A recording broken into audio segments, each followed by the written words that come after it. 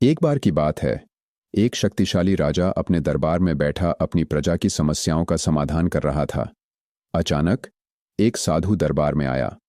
साधु के चेहरे पर तेज था और उसकी आंखों में अजीब सी चमक। उसने राजा से कहा, महाराज, मैं आपसे एक प्रश्न पूछने आया हूं।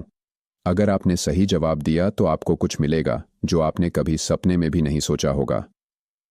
राजा ने उत्सुकता से कहा, पूछो साधु, तुम्हारे सवाल का जवाब देने में मुझे आनंद आएगा।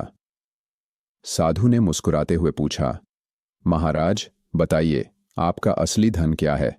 राजा ने तुरंत जवाब दिया, मेरा राज्य, मेरी सेना, मेरा खजाना और मेरी प्रजा, यही मेरा असली धन है। साधु ने सिर हिलाते हुए कहा, नहीं महाराज, यह सब तो नश्वर है। जो चीज आज आपके पास है वह कल छिन भी सकती है। सोचिए, क्या कुछ ऐसा है जो सदा आपके साथ रहेगा? राजा सोच में पड़ गया। पूरे दरबार में सन्नाटा छा गया। साधु ने फिर कहा, महाराज, असली धन आपके अच्छे कर्म और ज्ञान हैं। यही वो चीजें हैं जो न समय चुरा सकता है और न कोई दुश्मन।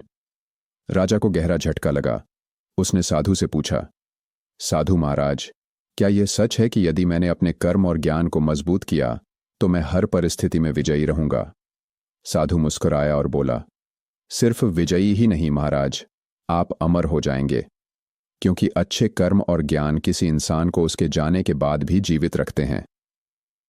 यह सुनकर राजा की आंखें खुल गईं। उसने उसी पल संकल्प लिया कि वह केवल बाहरी वैभव पर नहीं, बल्कि अपने कर्मों और ज्ञान पर ध्यान देगा।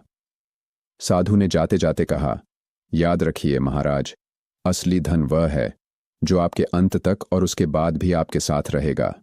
जैसे ही साधु बाहर निकला, राजा के मन में एक अजीब सी बेचैनी थी। उसने साधु को रोककर पूछा, आपने कहा था कि सही जवाब देने पर मुझे कुछ मिलेगा, वह क्या है? साधु ने पलटकर हंसते हुए कहा, महाराज, वह तो मैंने आपको दे दिया, आपकी सोच को बदलने की शक्ति। यह आपकी जिंदगी का सबसे बड़ा तोहफा है। और साधु धुएं की तरह गायब हो गया। दरबार में बैठे सभी लोग